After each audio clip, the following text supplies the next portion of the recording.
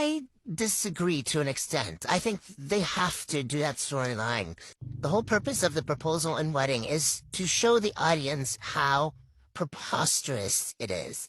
And that's why everybody was against it. So in that sense, it does make sense because in the books, the families are completely against it and didn't want them to go through with it.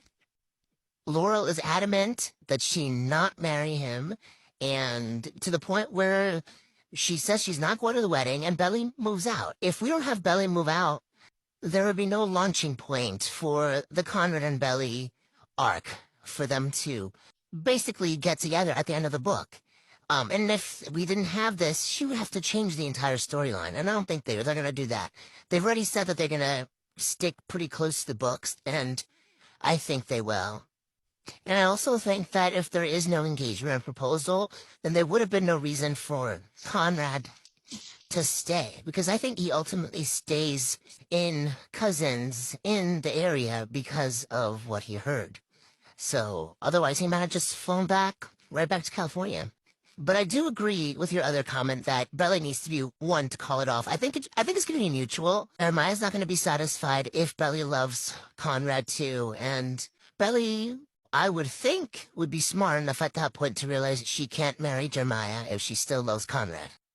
I want to talk about how this scene right here is a big foreshadow of what we're going to see play out in season 3.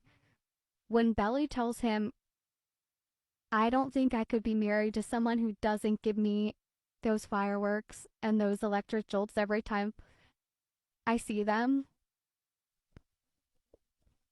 Guys, case in point, Jeremiah will never give her that. It is always going to be Conrad. And Conrad says afterwards, and Belly, I could never be with anybody who doesn't give me fireworks either. This is why they are together at this moment. But this is also why they have to fall apart to fall back together, because at the time, it was the right time for them. Their breakup came on the heels of a loss that was so great to both of them, and it really affected Conrad. And it definitely affects Belly too, and we see her grief get shoved aside so much in season 2. But this is a very important scene that foreshadows how she will not end up with Jeremiah in the end. It's always going to be Conrad. Again, take it all the way back to the invisible string theory. If y'all thought I was done digging up Jenny details, you'd be wrong. But what I will say is summer is over. Like, I'm out here in a sweatshirt. It is 80 degrees, but still. Jenny, I need a fall book. I need a fall show. From you, of course. Now in book 3, Belly says that she only had Jeremiah for summers and she wished she had him for all seasons. Jenny, that's how I feel about you. I need a book and a show from you for all seasons. I know you're busy, but is that too much to ask? Your brain is just unmatched, and honestly, I need you for the whole year. Okay, but today we're talking about more of these little Jenny details where she gives us a tiny piece of dialogue, but we know that she's actually trying to tell us who her characters are through this dialogue. One is in Belly's birthday party episode in season 1. And then one is something that Adam Fisher says. These are my opinions. You don't have to agree. That's okay. If you don't like it, you can keep scrolling.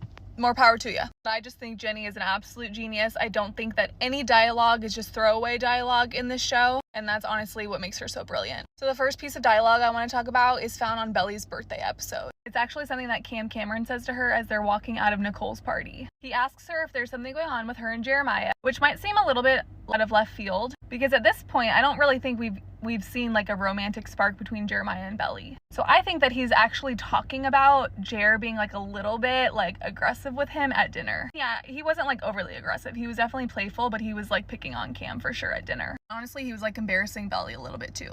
But this video is not about that dinner. So Belly says there's nothing going on between her and Jeremiah. She actually says, you mean Conrad? Then Belly says, no, that's just Jer. He flirts with everyone. And she tells us that Susanna calls him like her golden retriever.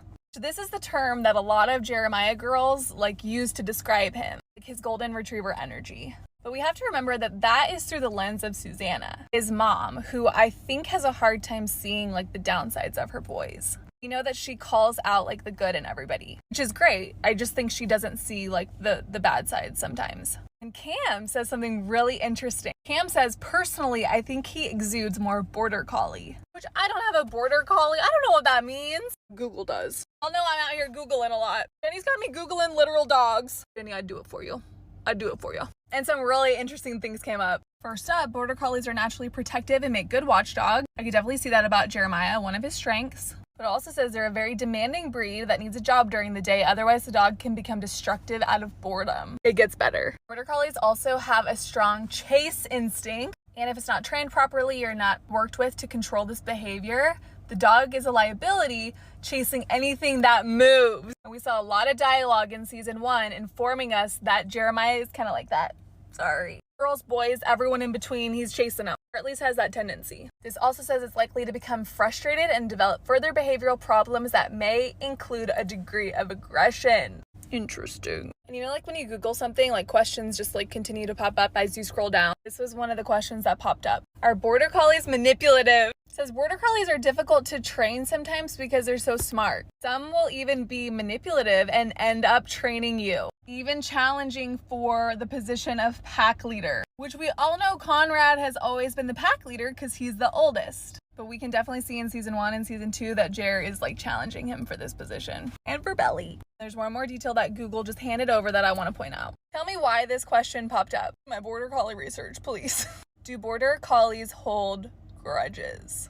These breeds are sensitive, willful, and capable of holding a grudge over bad handling. Very, very interesting. I wouldn't necessarily categorize Belly and Conrad finally being together after they've loved each other for so many years as bad handling, but I could definitely see how Jeremiah could think that and hold a grudge. Just like a dog. All y'all writing those articles about Jer being a golden retriever, we gotta look at the details here. I don't even know what a border collie looks like, I'll be honest. But Jenny, once again, is giving us these little details about her characters that we need to take into consideration for the full picture. She's a big picture girly. Okay, now on to the second thing. We're moving on to the big kahuna here. Adam Fisher has entered the chat. He says something to Jeremiah in the 4th of July episode that I tucked away in my brain. I didn't know what it meant, and then later it hit me.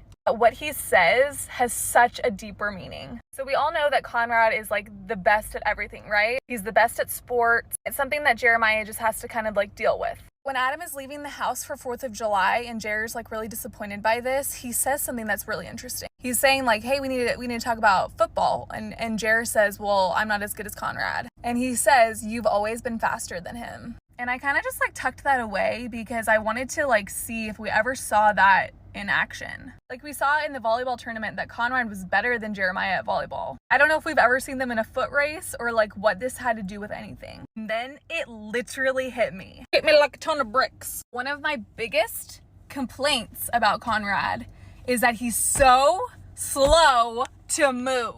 It's just who he is. He takes time to really think about and weigh his decisions. What's crazy about season 1 is I feel like if he would have moved faster, things with him and Belly would have progressed a lot quicker. And honestly, like Jeremiah wouldn't have had time to like step in. Like when they're on the dock for the 4th of July and Jeremiah shoots a firework at them to interrupt that moment, but then like Conrad doesn't like re-engage in that moment. Like he still could have kissed Belly, but he doesn't. He's so slow to move. And honestly, maybe it's just like everything that's weighing on him and the grief that he's experiencing. But it is true. He's very slow to act when it comes to Belly specifically. And even in season 2, we see that. We see him like sitting with these thoughts. Like he's gonna tell Belly how he feels. He's not quick enough. Jeremiah is faster. Jeremiah is more reactive. He's more impulsive than Conrad is. So in the short term, it actually serves him much more than it serves Conrad for being like slower to move. I'm also going to talk about a big book 3 spoiler, so if you don't want it, bye.